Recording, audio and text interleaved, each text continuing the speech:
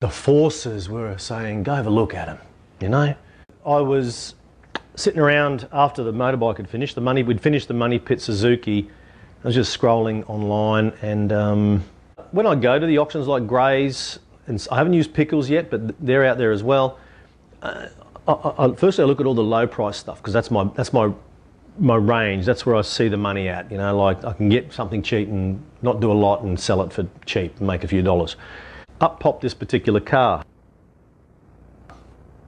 Oh, that looks good. I like the look of that.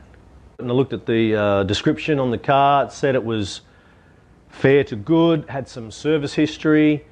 Upon looking at the picture, it looked like someone had done some work to it, and it shows me that it was basically an enthusiast car to some degree. It just said, Adam, you can do me, buy me. Scrolling through they do like the little rotational pictures.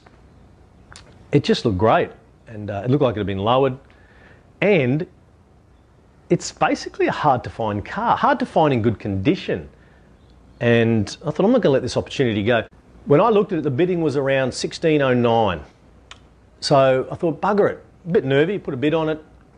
1709, someone counted me straight away. 1809, then it went to 1909, I bid there. And then someone went to $2,009. And I thought, ooh, with all the settlement fees, it was starting to move up towards that 2,500. And as it got really close, within a minute or so to go, I thought, bugger it, I'll try one more time. And if I get it, so be it. If I don't, let's move on. That's sort of how I approach it. Deep down, I wanted it. Anyway, 2109, I bid on it, and bang, I won it. $2,443 with the auction fees. I was happy with it. It was under $2,500. When I look at the books, the Red Book value, that's a local valuation basically here in Australia, they said anywhere between 3,500 and 4,500 for one in good condition. And the kilometres were bang on. It had 252,000 kilometres on it, which apparently is average for the cars around that 14, 15 years old. So I was pretty stoked. I was, and when I saw it, I liked it. B2 we are looking for. There is just miles of cars here. Oh, there it is by the looks of it. That's the baby Rolla. Alright, key in. It's got power to turn the remote locking. Look at this oil and water first. Okay. It has an engine. Yay! Oil check. Oil looks good. It's not white. No idea why we have a mod plate.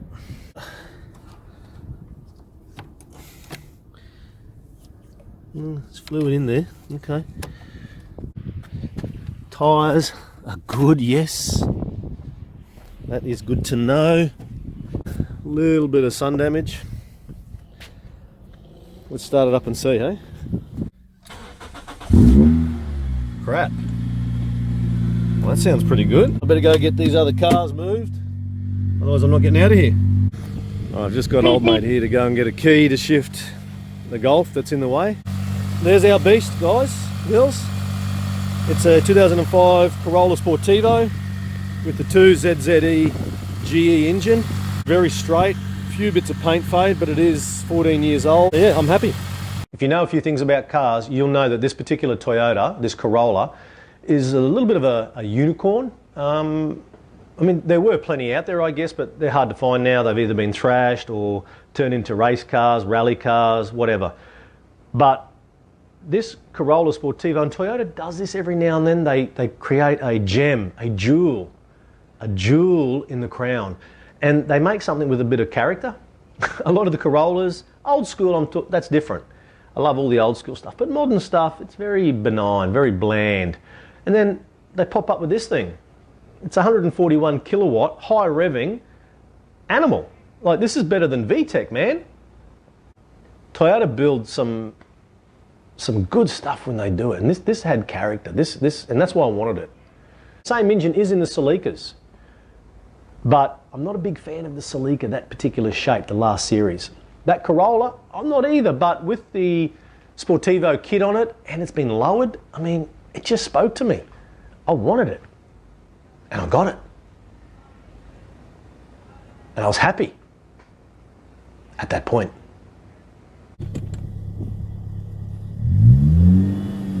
Clutch feels okay. Sounds like it's got an exhaust system on it. The brakes, they might need a bit of looking at. They might need new pads. But it runs. The oil was good. Water's good. Oh, there was a little noise there. Can we get out of here? Looks like it's got lowered springs and shockies in it. That's an old rotary there. AC is on, it is freezing, there's a squeaking sound. I actually think it's the exhaust. It's had a mod plate put in it. I think, chippy gears. A little bit chippy on the gears, that's not good. A little bit crunching. And I did read that on some forums. Air conditioner is icy cold, it's beautiful, that's fantastic. It's got a straight through exhaust system.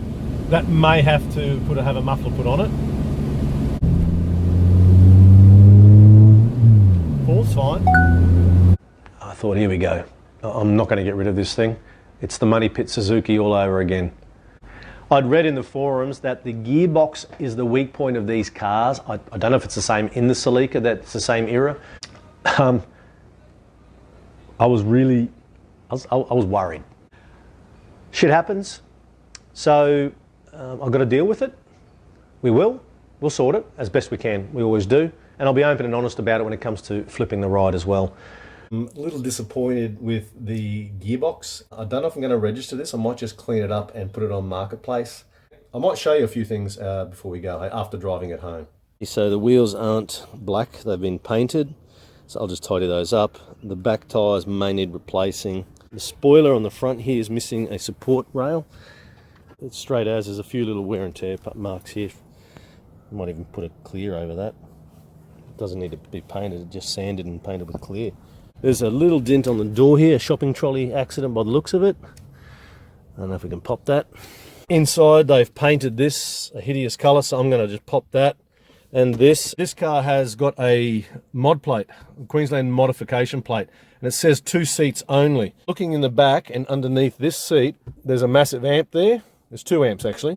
I'd say the seats were removed for subwoofers and everything, so it had to be mod plated for that. Whatever they had here, they've taken out and put this in, and this is a CD player, but it's actually not. There's nothing attached. I'm not going to leave it looking like that. I'm not going to buy a radio. Just needs a clean. There's a little tear on the passenger seat here, but I'm not going to stress too much. We'll give this a good clean and an oil, a bit of good old-fashioned love.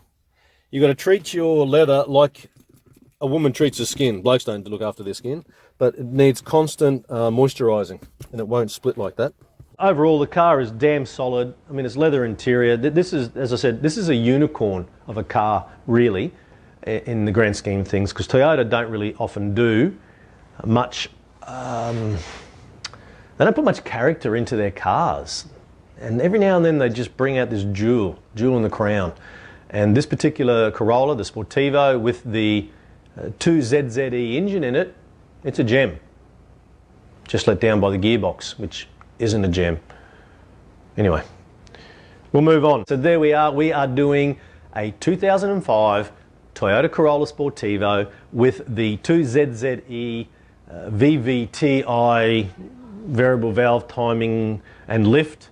I think it's L on the end there. Engine, very awesome motor car with a couple of issues. So stay tuned, like and subscribe if you enjoyed it. Go over to Instagram, you'll get a sneak peek of some other stuff that we're doing a little bit ahead of time of the videos. We'll catch you again next time on Flip My Ride. Ciao.